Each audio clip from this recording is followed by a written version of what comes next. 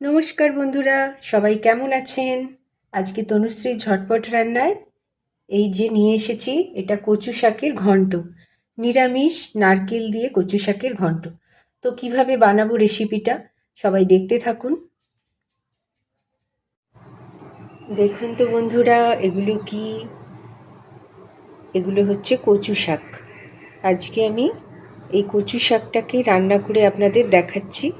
তো প্রথমে আগে কচু শাকটা ধুয়ে নেব ভালো করে, তারপরে আমি একটু সিদ্ধ করে জল ফেলে দেবো। সবাই দেখতে থাকুন বন্ধুরা।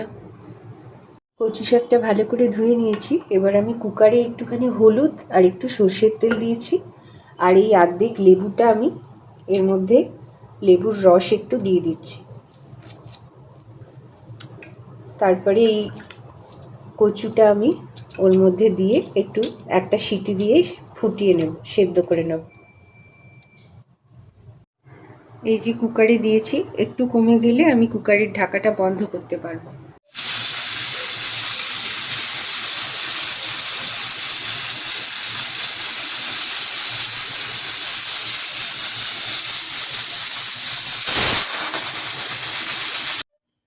কচু শাকটাকে সিদ্ধ করে আমি এই যে জল ঝাড়াতে দিয়েছি।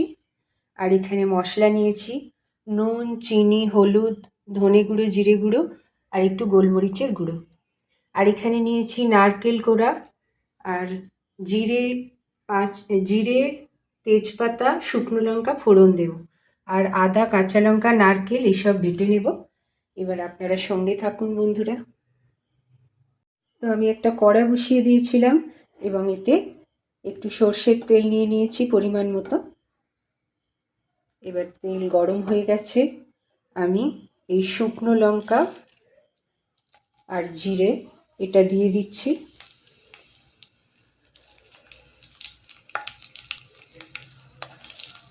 আর এই তেজপাতাটাও দিয়ে দিলাম।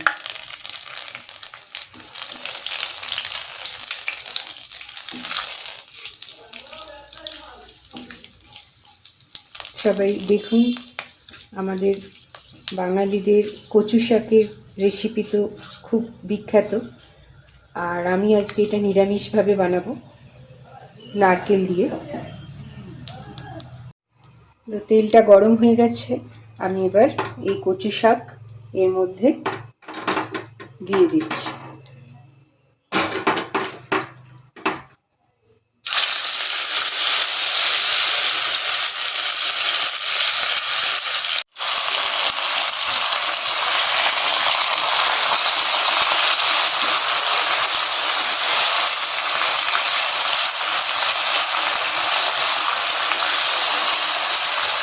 এটা ততক্ষণ আমি এখানে এটা হতে থাকুক, আমি মশলাগুলো বানিয়ে নিই। এই আদা, কাঁচা লঙ্কা, নারকেল এগুলো আমি একটু বেটে নিই। সবাই সঙ্গে থাকুন বন্ধুরা।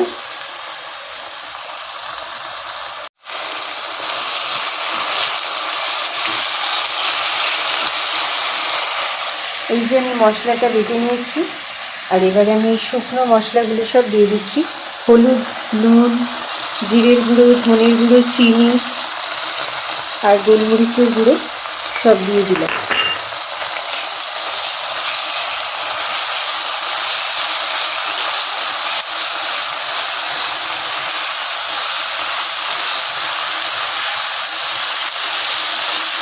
সবাই বাড়িতে অবশ্যই এই রান্নাটা ট্রাই করে দেখবেন, খুব টেস্টি একটা রান্না।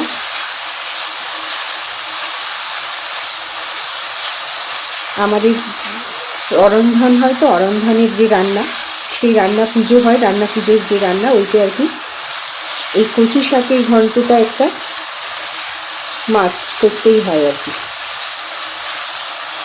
আর খুব টেস্টি হয় রান্নাটা। তো আজকে আমি সেইভাবেই রান্নাটা করছি।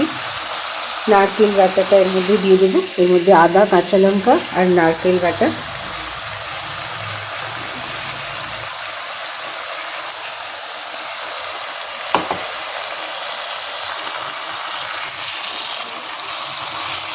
এই যে দেখুন, আমি মশলাগুলো সমস্ত দিয়ে দিয়েছি।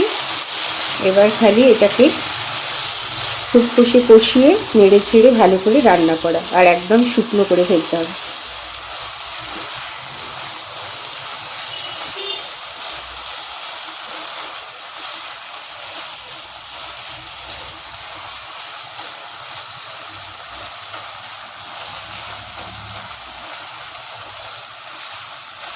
দেখুন আস্তে আস্তে জল শুকিয়ে যাচ্ছে, তাও আমি একটু ঢাকা দিয়ে দেবো যাতে মশলাটা কচুর মধ্যে ভালোভাবে ঢুকে যায়।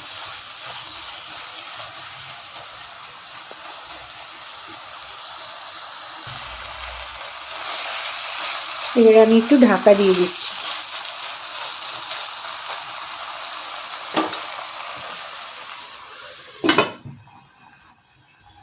একটু পরে দেখাচ্ছি।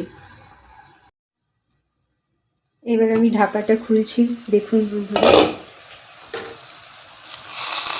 জল একদম শুকিয়ে গেছে আর খুব সুন্দর একটা সেন্ট বেরিয়েছে রান্নার।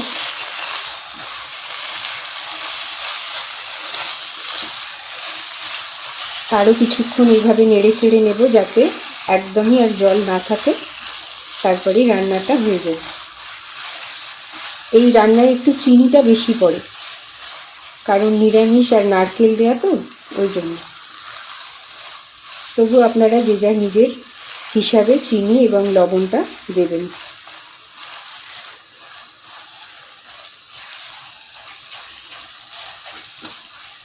আর একটু জল শুকিয়ে যাবে, মানে যেটুকু বা রস আছে ওটা শুকিয়ে যাবে, তারপরেই আমার রান্নাটা কমপ্লিট। যারা আমার চ্যানেলে নতুন তারা অবশ্যই চ্যানেলটিকে সাবস্ক্রাইব করতে ভুলবেন না বন্ধুরা, যাতে আমি নতুন কিছু রেসিপি রান্না করলে আপনাদের কাছে সেটা আগে নোটিফিকেশানটা চলে যায়।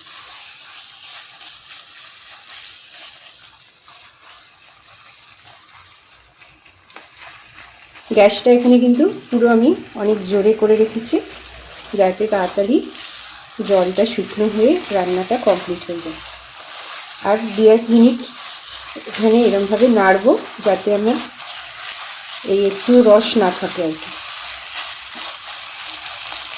খুব টেস্টি একটা রান্না, অবশ্যই সবাই বাড়িতে ট্রাই করবেন, আর কেমন হয়েছে অবশ্যই আমাকে জানাবেন। তো আজকে দেখুন আমার কচু শাক রান্না হয়ে গেছে, নারকেল দিয়ে কচু শাক।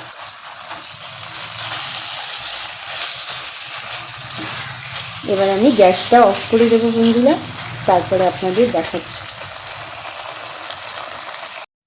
তো দেখুন বন্ধুরা, আমার কচু শাক রান্না হয়ে গেছে, নারকেল দিয়ে নিরামিষ কচু শাকের ঘন্ট। তো সবাইয়ের কেমন লাগলো অবশ্যই বলবেন, আর আমার সঙ্গে থাকবেন সবাই। খুব ভালো থাকবেন বন্ধুরা। Bye bye.